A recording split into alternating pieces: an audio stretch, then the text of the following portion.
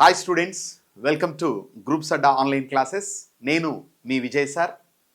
రెండు తెలుగు రాష్ట్రాలకు మొట్టమొదటిగా ఆన్లైన్ క్లాసెస్ను పరిచయం చేసినటువంటి ఘనత మన గ్రూప్స్ అడ్డాకు దక్కుతుంది. ఆంధ్రప్రదేశ్ రాష్ట్ర ప్రభుత్వం గ్రామ వార్డు సచివాలయాలకు సంబంధించినటువంటి నోటిఫికేషన్స్ విడుదల చేసినప్పుడు చాలామంది అభ్యర్థులు ఆ పోస్టులకు సంబంధించినటువంటి సిలబస్ పైన అవగాహన లేకపోవడం వల్ల ఇబ్బంది పడుతున్నప్పుడు మేమున్నాం, మీ యొక్క విజయంలో మేము భాగస్థులం అవుతామన్న ఉద్దేశంతో ప్రతి కేటగిరీకి సంబంధించి ప్రతి పోస్టుకు సంబంధించి కూడా సిలబస్ను క్షుణ్ణంగా అధ్యయనం చేసి ప్రత్యేకమైనటువంటి ఆన్లైన్ క్లాసెస్ ద్వారా మీ ముందుకు తీసుకొచ్చి ఎంతోమంది అభ్యర్థులను జాబ్లో జాయిన్ అయ్యే విధంగా చేసినటువంటి ఘనత కూడా మన గ్రూప్స్ అడ్డాకి దక్కుతుంది. మరి అదే స్ఫూర్తితో రాబోయేటటువంటి ముఖ్యంగా ఆంధ్రప్రదేశ్ రాష్ట్ర ప్రభుత్వం ఉగాదికి ఇవ్వబోతున్నటువంటి జాబ్ క్యాలెండర్ను మనం పరిశీలన చేసినప్పుడు ప్రస్తుతం మనకు అందుతున్నటువంటి సమాచారం కొన్ని వార్డు సచివాలయాలకు సంబంధించినటువంటి పోస్టులను కూడా అందులో చేర్చి ప్రత్యేకంగా దానికి ఆ నోటిఫికేషన్స్ రిలీజ్ చేయడానికి సన్నద్ధమవుతున్నటువంటి విషయం. మరి అందులో భాగంగా ప్రతి గ్రామ వార్డు సచివాలయ నోటిఫికేషన్స్ను మనం పరిశీలన చేసినప్పుడు అధికంగా పోస్టులు అనేటటువంటివి యానిమల్ హస్బెండరీ అసిస్టెంట్, పశు సంవర్ధక శాఖ సహాయకులు అనేటటువంటి యొక్క పోస్టుకు సంబంధించి అనేక నంబర్ ఆఫ్ పోస్టులు అనేటటువంటివి ఉండడం జరుగుతుంది. మరి దీనిని దృష్టిలో ఉంచుకున్నప్పుడు రెండు రాష్ట్రాలకు సంబంధించి ముఖ్యంగా ఆంధ్రప్రదేశ్ రాష్ట్రంలో ఈ యొక్క పోస్టుకు సంబంధించి మొట్టమొదటిగా పూర్తి స్థాయి ఆన్లైన్ క్లాసెస్ను అలాగే స్టడీ మెటీరియల్ను కూడా మీ ముందుకు తీసుకొచ్చినటువంటి ఘనత మన గ్రూప్స్ అడ్డాకి దక్కుతుంది. మరి అదే స్ఫూర్తితో మరొకసారి మీ ముందుకు ఈ యొక్క యానిమల్ హస్బెండరీ అసిస్టెంట్ పోస్టుకు సంబంధంగా ఉన్నటువంటి సిలబస్ ఏ అంశాలపైన మనం దృష్టి పెట్టాలా, ఓకే, వాటికి సంబంధించినటువంటి అంశాలను మీ ముందుకు తీసుకురావడానికి ఈ యొక్క ప్రత్యేక వీడియో ద్వారా ఇక్కడ దీనికి సంబంధించినటువంటి డిస్కషన్ అందించడం జరుగుతోంది. మరి ఒక్కసారి మనం ఈ యొక్క పోస్టుకు సంబంధంగా ఉండేటటువంటి సిలబస్ను గనక పరిశీలన చేస్తే గతంలో 2 నోటిఫికేషన్స్ మనకు రిలీజ్ చేశారు. మొదటి నోటిఫికేషన్లో కొంత సిలబస్ ఎక్కువగా ఉంచడం జరిగింది.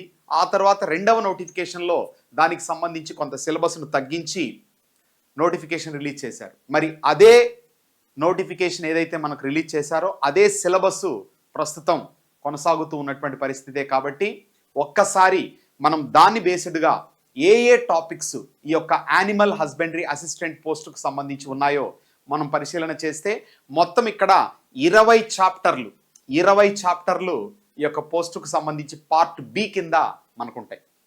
ఒక్కసారి మనము ఆ టాపిక్స్ను చూద్దాం.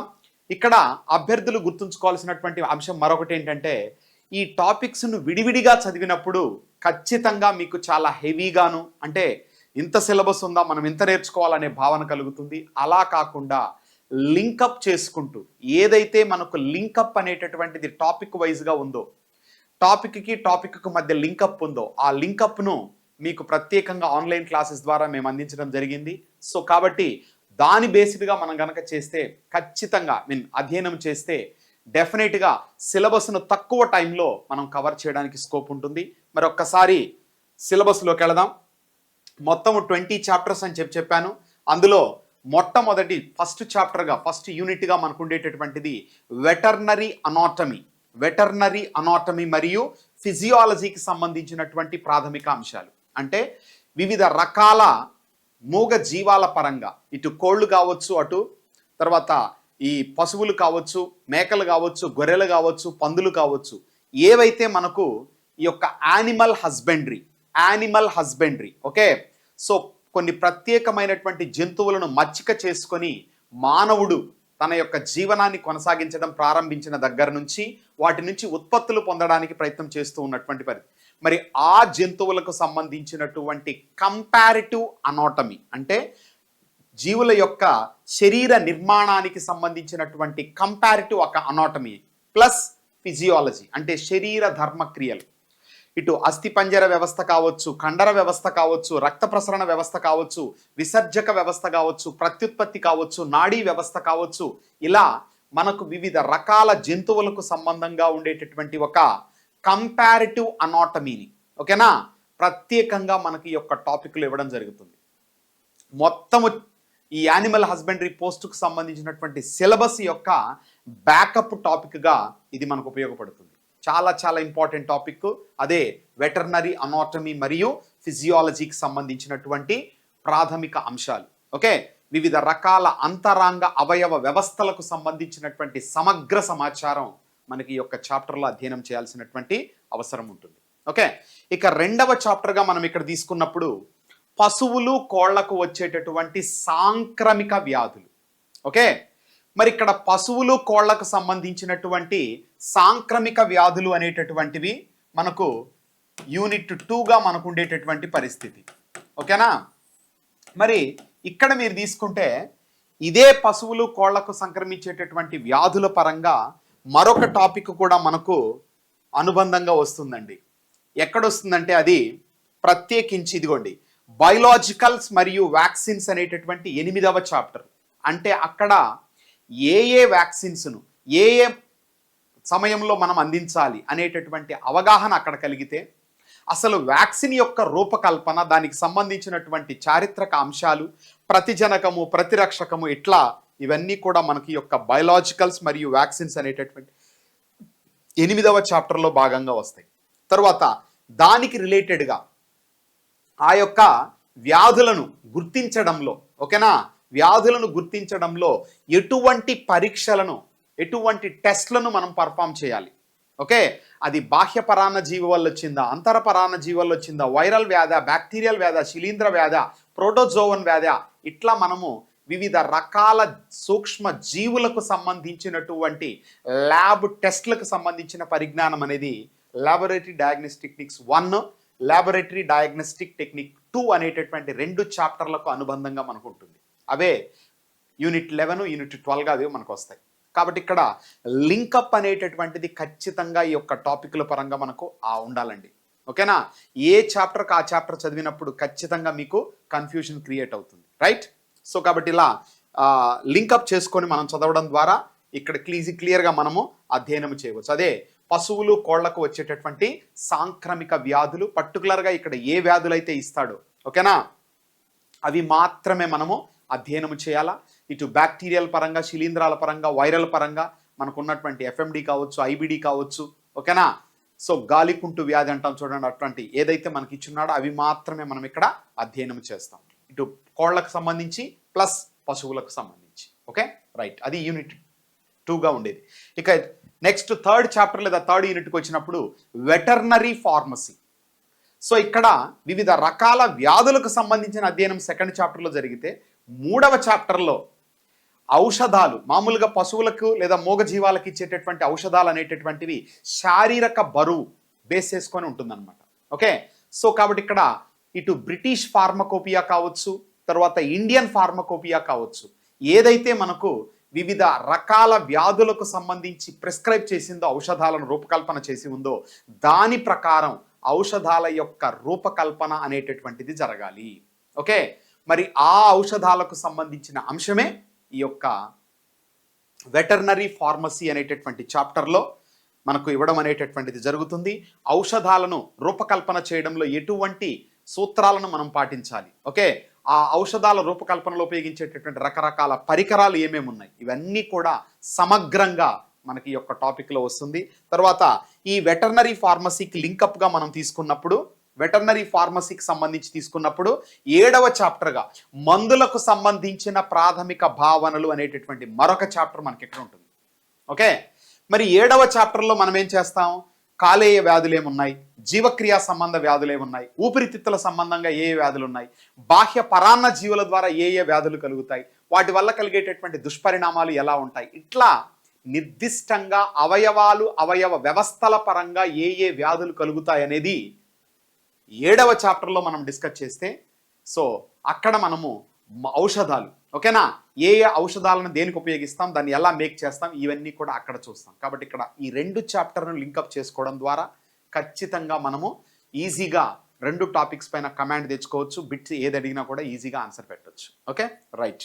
So that is veterinary pharmacy 3వ చాప్టర్గా. ఇక 4వదిగా మనం తీసుకున్నప్పుడు జంతువులలో ప్రత్యుత్పత్తి మరియు గర్భకోశ సంబంధ ప్రాథమిక అంశాలు. ఇక్కడ మొత్తము జంతువుల పరంగా కంపారిటివ్గా ప్రత్యుత్పత్తి వ్యవస్థకు సంబంధించి మనం చూస్తే దీనికి రిలేటెడ్గా కోళ్లకు సంబంధించి హ్యాచరీ నిర్వహణ మనకుంది, తర్వాత పౌల్ట్రీ కోళ్ల పరిశ్రమకు సంబంధించి ఉంది, అలాగే పాడి పశువులకు సంబంధించి ఆవులు గేదెల పరంగా మనకుంది. ఓకే, అవి నెక్స్ట్ చాప్టర్స్గా మనకు వస్తాయన్నమాట. కాబట్టి ఇక్కడ దాన్ని దీనికి లింకప్ చేసినప్పుడు ఖచ్చితంగా ప్రత్యుత్పత్తి అనేటటువంటి అంశానికి సంబంధించి ఇక్కడ గేదె ఎదకు రావడం కావచ్చు, హీట్ పీరియడ్ అంటాం కదా, తర్వాత స్వదేశీ జాతులు ఉన్నాయి, విదేశీ జాతులు ఉన్నాయి. మనకు భారతదేశ పరంగా మనం తీసుకున్నప్పుడు గేదెలు ఆవులు రెండూ కూడా మనకి ఇక్కడ ఉంటాయి. బాస్ ఇండికస్, బాస్ బ్యుబాలిస్ అనేటటువంటి పేరుతో వాటిని మనం శాస్త్రీయంగా పిలవడం జరుగుతుంది.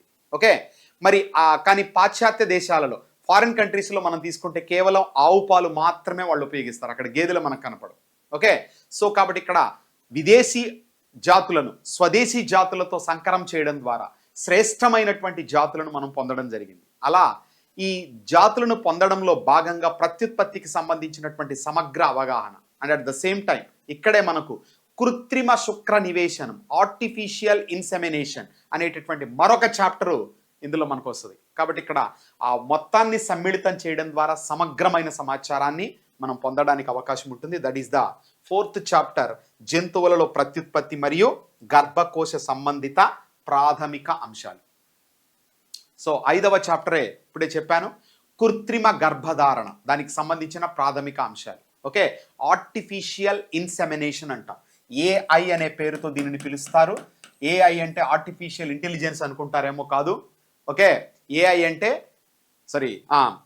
ఆర్టిఫిషియల్ ఇన్సెమినేషన్ అనుకోవాలి, ఇంటెలిజెన్స్ కాదు అది. ఓకేనా, అంటే ఇన్సెమినేషన్కి సంబంధించినటువంటి ఇంటెలిజెన్స్ మనకుంటే ఏఐ గురించి మనకు అవగాహన వచ్చినట్టు. ఓకే, ఏఐ గన్ కావచ్చు, తర్వాత ఏ దశలో మనం చేయాలా, ఎటువంటి దాన్ని ఏమంటామంటే కృత్యాలు మనం నిర్వహించాలి ఆ టైంలో. ఓకేనా, తర్వాత కృత్రిమ గర్భధారణకు ఉపయోగించేటటువంటి పరికరాలు కావచ్చు, ఆ ప్రాసెస్ మొత్తము కూడా. నెక్స్ట్ మైనస్ డిగ్రీ సెంటిగ్రేడ్ ఉష్ణోగ్రతల వద్ద ఈ యొక్క శుక్రాన్ని, వీర్యమును మనం కలెక్ట్ చేసుకొని -197 డిగ్రీ సెంటిగ్రేడ్ ద్రవ నత్రజనిలో దానిని నిల్వ చేయడం అనేటటువంటిది జరుగుతుంది. ఇలాంటి అంశాలన్నీ కూడా ఈ యొక్క కృత్రిమ శుక్ర నివేశనం, ఆర్టిఫిషియల్ ఇంటెలిజెన్స్ అనేటటువంటి టాపిక్లో మనం డిస్కస్ చేయడం జరుగుతుంది. ఓకే, ఇక తరువాత మనం తీసుకుంటే యూనిట్ 6గా మనకు వచ్చేటటువంటిది. ఓకేనా, యూనిట్ 6గా మనకు వచ్చేటటువంటిది శస్త్రచికిత్స ప్రాథమిక అంశాలు. రైట్, సో ఇక్కడ వ్యాక్సిన్ల ద్వారా, ఔషధాల ద్వారా కొన్ని వ్యాధులను, కొన్ని రకాల సూక్ష్మ జీవుల వల్ల కలిగేటటువంటి అపస్థితులను మనం నయం చేసుకోవచ్చు.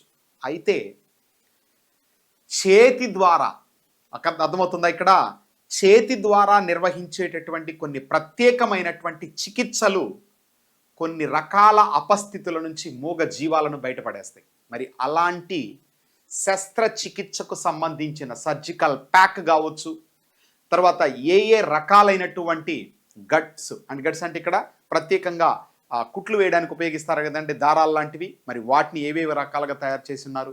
తర్వాత ఈ సర్జికల్ ప్యాక్లో ఉండేటటువంటి అంశాలు ఏంటి, రకరకాల అపస్థితులను నయం చేయడంలో చిరూర్జియా అనే పదం నుంచి తీసుకున్నారు. అంటే చేతి ద్వారా చేసేటటువంటి, చేతి ద్వారా అందించేటటువంటి ఒక చికిత్సను మనము శస్త్రచికిత్సగా పిలవడం జరుగుతుంది. ఓకే, సర్జరీ, చిరూర్జియా అనే పదం ఓకే రిలేటెడ్ అనమాట అవి. మరి ఇక్కడ ఎలాంటి ప్రిపరేషన్ మనం చేయాలి ఒక పశువుకు సంబంధించి మనం శస్త్రచికిత్స నిర్వహించేటప్పుడు, రైట్, ఎలాంటి ల్యాబొరేటరీకి సంబంధించినటువంటి ప్రాసెస్ ఏదైతే ఉందో, తర్వాత స్టెరిలైజేషన్ మెథడ్స్ ఏమన్నాయో అవన్నీ కూడా మనం ఇక్కడ యాడ్ చేసుకొని చదవడం జరుగుతుంది. దట్ ఈజ్ శస్త్రచికిత్స ప్రాథమిక అంశాలు. ఇందులో భాగంగా చీము గడ్డ కావచ్చు, తర్వాత ప్రత్యేకించి యొక్క యాంటీసెప్టిక్, ఇన్ఫెక్టెంట్స్ అంటాం, అంటే వివిధ రకాల సూక్ష్మ జీవుల సంక్రమణ జరగకుండా అడ్డుకోవడానికి ఉపయోగపడేటటువంటి ఔషధాలు ఏవైతే ఉన్నాయో వాటిని కూడా మనం ఇక్కడ సమ్మిళితం చేసుకొని అధ్యయనం చేయడం జరుగుతుంది మిత్రులారా. Okay, right. ఇక 7వ చాప్టర్గా మనం తీసుకుంటే మందులకు సంబంధించిన ప్రాథమిక అంశాలు ఆల్రెడీ మీకు చెప్పాను. సో వెటర్నరీ ఫార్మసీకి రిలేటెడ్గా ఈ యొక్క టాపిక్ అనేటటువంటిది వస్తుంది. వివిధ రకాల జీర్ణ సంబంధ, తర్వాత కాలేయ సంబంధ, మూత్ర సంబంధ, నాడీ సంబంధ, శ్వాస సంబంధ, చర్మ సంబంధ, జీర్ణ సంబంధ వ్యాధులకు సంబంధించినటువంటి ఔషధాలను మనం ఇక్కడ అధ్యయనం చేయడం జరుగుతుంది. Okay, right. ఇక 8వ చాప్టర్గా మనకు వచ్చేటటువంటిది బయలాజికల్స్ అండ్ వ్యాక్సిన్స్. మరి ఇక్కడ వివిధ రకాల వ్యాధులను నిర్ధారణ చేయడంలో ప్రత్యేకించి మనకు ఈ యొక్క బయలాజికల్స్ అనేటటువంటి ఉపయోగిస్తారు. అందులో భాగంగా వ్యాక్సిన్కి సంబంధించిన తయారీ విధానాలు. ఓకే, సో ఇక్కడ మీరు తీసుకున్నప్పుడు వ్యాధికారక సూక్ష్మ జీవులు విడుదల చేసేటటువంటి ప్రోటీన్లను ప్రతిజనకాలుగా మనం పిలుస్తాం. మరి దానికి వ్యతిరేకంగా మన శరీరము తయారు చేసేటటువంటి మరొక ప్రోటీన్ను ప్రతిరక్షకాలు, యాంటీబాడీస్ అనేటటువంటి పేరుతో పిలవడం జరుగుతుంది. మరి యొక్క ప్రతిజనకము, ప్రతిరక్షకము రెండిటి యొక్క ఇంటరాక్షన్ ఏదైతే ఉందో దాని బేస్డ్గానే వ్యాక్సిన్స్ యొక్క రూపకల్పన జరుగుతుంది. ఓకే, సో కాబట్టి యాంటీజెన్స్, తర్వాత ఎపిటోప్ అంటే ఏంటి, పెరిటోప్ అంటే ఏంటి, నెక్స్ట్ యాంటీబాడీస్లో ఉండేటటువంటి రకాలు ఏమేమి ఉన్నాయి, ఐజీఏ, ఐజీజీ, ఐజీబీ, ఇట్లా దానికి సంబంధంగా ఉన్నటువంటి కంప్లీట్ ఇన్ఫర్మేషన్ ఓకే మనం ఇక్కడ తీసుకొని అధ్యయనం చేయడం జరుగుతుంది. దట్ ఈజ్ బయలాజికల్స్ మరియు వ్యాక్సిన్స్ అనేటటువంటిది 8వ చాప్టర్గా మనకు ఉండేటటువంటి పరిస్థితి. ఓకే, ఇక నెక్స్ట్ 9వ చాప్టర్గా మనం తీసుకుంటే ప్రథమ చికిత్స, క్లినికల్ నిర్వహణ. సో ఈ యొక్క ఫస్ట్ ఎయిడ్ అనేటటువంటిది పశువులు లేదా మూగ జీవాలు ఏదైనా ప్రమాదాన్ని ఎదుర్కొన్నప్పుడు సో ప్రాథమికంగా మనం అందించడానికి ఎటువంటి ప్రథమ చికిత్సను అందిస్తాం, వైద్యుడు రాక మునుపే మనము ప్రాణాపాయ స్థితి నుంచి ఆ జీవులను కాపాడడానికి అందించేటటువంటిది ఉన్నటువంటి చాప్టర్లో చాలా తక్కువగాను జనరల్గా ఉండేటటువంటి అంశముగా మనకి ఈ యొక్క ప్రథమ చికిత్స, క్లినికల్ నిర్వహణ అనేటటువంటి 9వ చాప్టర్ మనకు ఉంటుంది. Okay, right. ఇక 10వ చాప్టర్గా మనం తీసుకుంటే రసాయనిక పరిజ్ఞాన విశ్లేషణ శాస్త్రము అనేటటువంటిది, రసాయనిక పరిజ్ఞాన విశ్లేషణ శాస్త్రం అనేటటువంటిది సో 10వ చాప్టర్గా మనకు ఉంటుంది. అంటే ఏ ఏ రకాలైనటువంటి పరికరాలు, రసాయనాలు ప్రయోగశాలల్లో ఉపయోగిస్తారు. ఓకే, సో వాటిని స్టెరిలైజ్ చేసేటటువంటి ప్రక్రియలు కావచ్చు మొత్తము కూడా, తర్వాత ప్రయోగశాల వ్యర్థాలను ఎలా డిస్పోజ్ చేయాలా, ఇవన్నీ కూడా మనకు ఇందులో భాగంగా వస్తాయి. సో దీనికి అనుబంధంగా ఇక laboratory diagnostic technique 1, technique 2 2 chapters మనకు ఉంటాయి. ఒకటి వచ్చేసి ఈ యొక్క యాంటీజెన్, యాంటీబాడీ యొక్క ఇంటరాక్షన్కు సంబంధించి వివిధ రకాల బ్యాక్టీరియా, శిలీంధ్రాలకు సంబంధించిన కల్చర్ మీద మనకుంటే ఓకేనా. రెండవదిగా వివిధ రకాల వ్యాధులకు సంబంధించినటువంటి ప్రయోగ విధానం ఓకే గుర్తించేటటువంటి ప్రక్రియ ఏదైతే ఉందో అది మనకు ల్యాబొరేటరీ డయాగ్నోస్టిక్ టెక్నిక్ 2 పేరిట ఇవ్వడం జరిగింది. ఓకే, సో ఈ 2 చాప్టర్స్ కూడా ఒకదానికొకటి లింకప్, దానికి పైన ఉన్నటువంటి 10వ చాప్టర్ను మనం అనుసంధానించుకోవాల్సినటువంటి అవసరం. Okay, right. ఇక 13వ చాప్టర్గా మనం తీసుకుంటే ఇది ప్రత్యేకించి డైరీ నిర్వహణకు సంబంధించిందండి. 13వ చాప్టర్ మనకు వచ్చేసి డైరీ నిర్వహణ. ఓకే, సో ఈ డైరీ నిర్వహణలో పాడి పరిశ్రమకు సంబంధంగా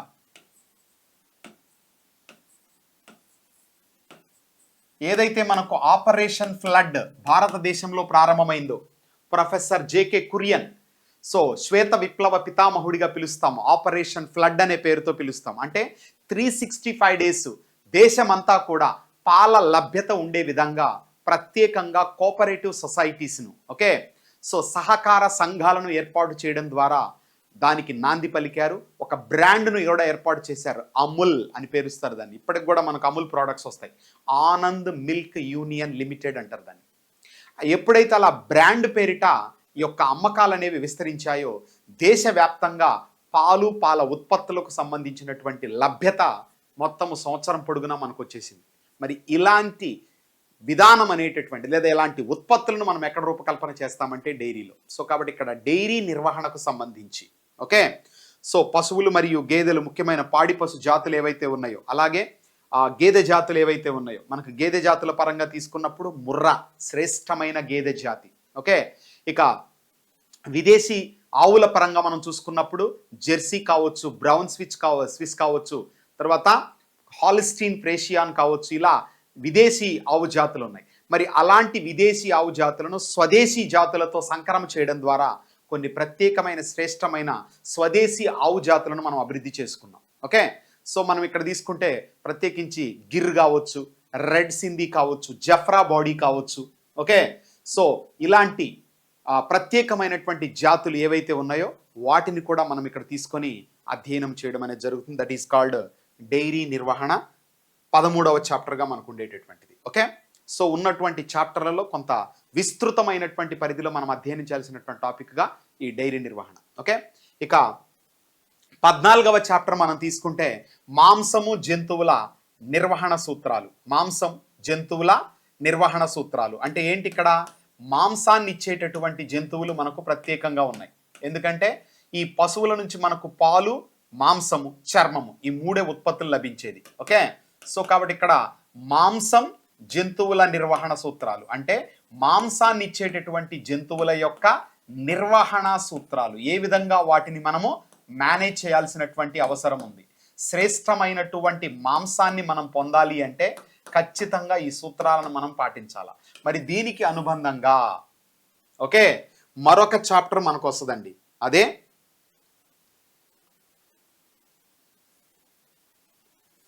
20వ చాప్టర్ మనం తీసుకుంటే మాంసము ఉత్పత్తి మరియు నిర్వహణలో ప్రాథమిక అంశాలు. మాంసము ఉత్పత్తి మరియు నిర్వహణలో ప్రాథమిక అంశాలు అనేటటువంటిది 20వ చాప్టర్గా మనకు ఉంటుంది. ఈ యొక్క 20వ చాప్టర్ను దీనితో కలగలిపి అధ్యయనం చేయడం ద్వారా మనము సంపూర్ణ అవగాహన పొందడానికి అవకాశం ఉంటుంది అన్నమాట. Okay, right. So that is 14వ చాప్టరు. ఇక 15వ చాప్టర్గా మనం తీసుకుంటే పశుగణము క్షేత్ర నిర్వహణ. సో పశువుల కొట్టాలు కావచ్చు, పశువుల పాకలు కావచ్చు, పశువులను మేపే ప్రక్రియలు కావచ్చు, వీటన్నిటిని కూడా మనం ఇక్కడ సమగ్రంగా అధ్యయనం చేయడమే ఈ యొక్క పశుగణము క్షేత్ర నిర్వహణ. ఓకే, తర్వాత ఎలాంటి అకౌంట్స్ను మనం మెయింటైన్ చేయాలా, ఎలాంటి రికార్డ్స్ అక్కడ ఉంటాయి, ఇవన్నీ కూడా మనం ఇక్కడ తీసుకుంటాం అన్నమాట. ఇక 16వ చాప్టర్గా మనం తీసుకుంటే పశువుల మేతలో, పశువులకు సంబంధించినటువంటి మేత.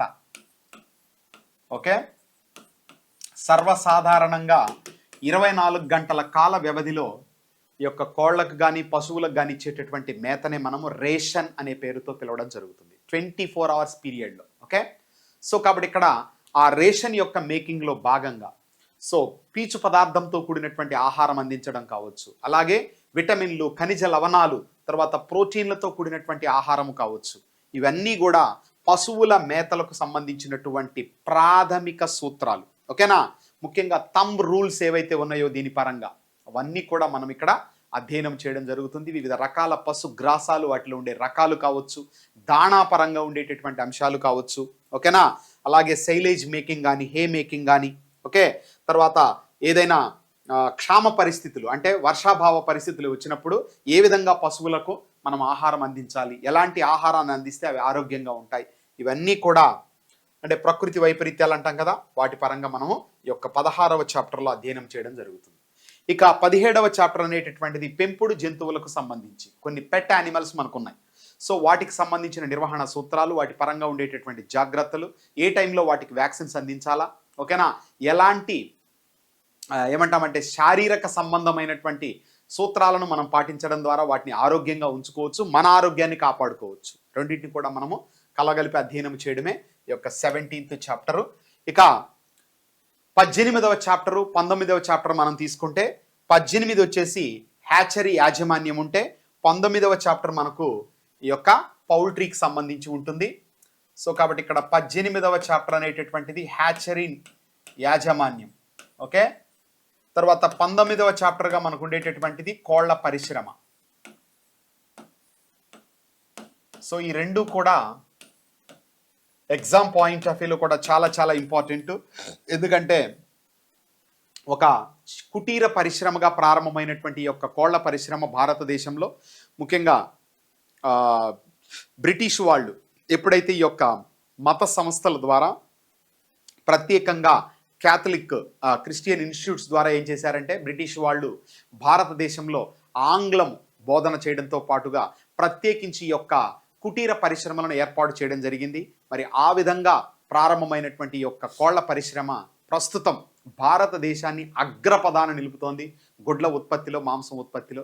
మరి అలాంటి ఈ యొక్క హ్యాచరీ అంటే కోడి పిల్లలకు సంబంధించినటువంటి, అలాగే కోళ్ల పరిశ్రమకు సంబంధించి రెండు కూడా మనం ఇక్కడ అధ్యయనం చేయడం జరుగుతుంది. ఇంక్యుబేటర్స్ రకాలు, గుడ్డు యొక్క నిర్మాణం కావచ్చు, ఓకే, క్యాండిలింగ్ ప్రక్రియ కావచ్చు, అవన్నీ అక్కడే చూస్తే పౌల్ట్రీ నిర్వహణలో ఫీడింగ్ ఎలా చేస్తాము, విదేశీ కోడి జాతులు, తర్వాత ఇండియన్ సంబంధించినటువంటివి, తర్వాత డిబీకింగ్, దుబ్బింగ్, కెనబాలిజం, ఇవన్నీ కూడా ప్రత్యేకించి మనము ఇక్కడ అధ్యయనం చేయడం అనేటటువంటిది జరుగుతుంది. అదే 19వ చాప్టరు పౌల్ట్రీ నిర్వహణ, ఓకే, అంటే కోళ్ల పరిశ్రమ నిర్వహణకు సంబంధించి ఉంటుందన్నమాట. Okay, right. ఇక 20వ చాప్టర్గా మనం తీసుకుంటే మాంసము ఉత్పత్తి మరియు నిర్వహణకు సంబంధించిన ప్రాథమిక అంశాలు. ఓకే, ఇక్కడ మనము వధశాలకు సంబంధించి కావచ్చు, వధించే పద్ధతులు, జూయిస్ పద్ధతి ఉంది, హలాల్ పద్ధతి ఉంది. ఓకే, మరి ఈ పద్ధతులను ఎలా అనుసరించాలా, దానిలో ఉండేటటువంటి ప్రాథమిక సూత్రాలు ఏమిటి, రైట్. ఎలాగైతే మనకు డైరీ నిర్వహణలో పాలు పితికే పద్ధతులు కూడా ఉన్నాయి, పాలు పితకడం అనేది ఎలా చేస్తారు, రకరకాల పద్ధతులు ఉన్నాయి. ఓకే, సో మరి అలాగే ఇక్కడ కూడా జంతువులను వధించేటప్పుడు కొన్ని రకాల విధానాలు మనం అనుసరిస్తాము. ఆ విధానాలు ప్లస్ మాంసము యొక్క నాణ్యత కావచ్చు, తర్వాత అధికంగా మాంసాన్ని ఉత్పత్తి పొందడం కోసం ఎలా ఏ రకాలుగా మనము ఆ జంతువును వధించాల్సినటువంటి విధానాలు ఉన్నాయి, ఇవన్నీ కూడా మనం ఇందులో భాగంగా అధ్యయనం చేయడం జరుగుతుంది. తర్వాత మాంసము యొక్క నాణ్యత ఏ అంశాల ఆధారంగా నిర్ధారణ చేస్తారు. Okay, right. ఇవన్నీ కూడా ఇక్కడ కలగలిపి మనము అధ్యయనం చేయడం జరుగుతుంది మిత్రులారా. ఇది మనకు ఈ యొక్క యానిమల్ హస్బెండరీ అసిస్టెంట్ పోస్టుకు సంబంధంగా ఉండేటటువంటి సిలబస్ పరంగా, మరి గతంలో ఈ యొక్క పోస్టుకు సంబంధంగా ఉన్నటువంటి పార్ట్ బి సిలబస్ను ప్రత్యేక స్టడీ మెటీరియల్ రూపంలోను, అలాగే ఒక బిడ్ బ్యాంక్ను కూడా దీనికి సంబంధించి రూపకల్పన చేసి మీకు అందించడం జరిగింది. మరి ప్రస్తుతం ఈ యొక్క స్టడీ మెటీరియల్ను పూర్తి స్థాయిగా అప్డేట్ చేస్తూ, ఏదైతే మనకు గతంలో అభ్యర్థుల నుంచి కొన్ని విన్నపాలు వచ్చినాయో వాటిని ప్లస్ గత ప్రశ్నాపత్రాలను విశ్లేషణ చేసుకొని దానిని సమగ్రంగా రూపకల్పన చేసి, ముఖ్యంగా నేను ఆ యొక్క మెటీరియల్ మేకింగ్లో ఇన్వాల్వ్ అవుతున్నాను కాబట్టి ఖచ్చితంగా మీకు ఎగ్జామ్ పాయింట్ ఆఫ్ వ్యూలో ఏదైతే ముఖ్యంగా అవసరం అవుతుందో దానిని దృష్టిలో ఉంచుకొని మరింత సమగ్రంగా అప్డేటెడ్ వర్షన్స్తో మీకు ఈ యొక్క స్టడీ మెటీరియల్ కూడా అందుబాటులోకి తీసుకురావడానికి మన గ్రూప్స్ అడ్డా ప్రయత్నం చేస్తోంది.